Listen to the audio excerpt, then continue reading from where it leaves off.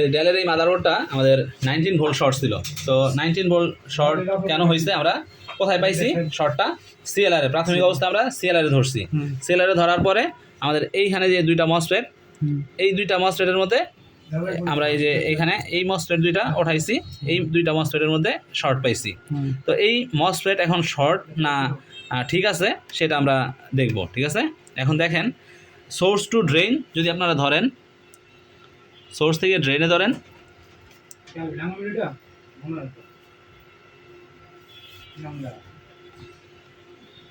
Beep করে না তো, ভালো করে ধরেন, বিপ করা লাগবে না,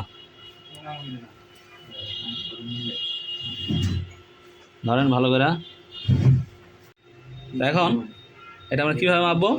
ড্রেন টু সোর্স, যেহেতু এন চ্যানেল মসফেট, ঠিক আছে, ব্ল্যাক কালারটা থাকবে কোথায়?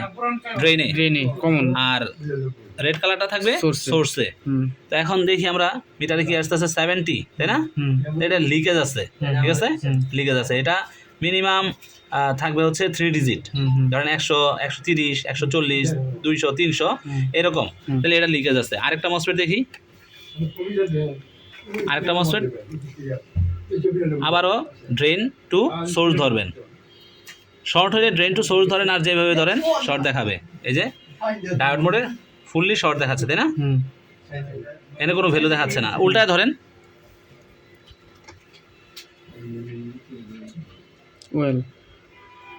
ওয়েল না, একেবারে 00 বা 012, তার মানে শর্ট আছে, ঠিক আছে। এখন এটার বিবার মোডে দেন বা বাজার মোডে দেন, হয়েছে শর্ট।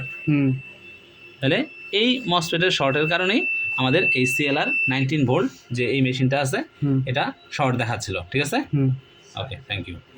এখন সিএলআর দেখেন, সিএলআরটা হচ্ছে ওই পাশে মনে হয়।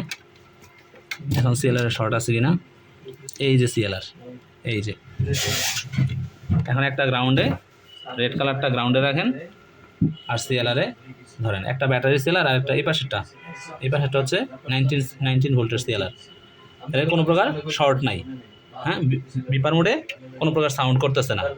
এখন বাজার মোডে দেন, বাজার মোডে দিলে ভ্যালু দেখাবে, ডায়োড মোডে, হ্যাঁ এই ডায়োড মোডে দিলে ভ্যালু শো করবে। এই যে 400 প্লাস ভ্যালু শো করছে, ঠিক আছে।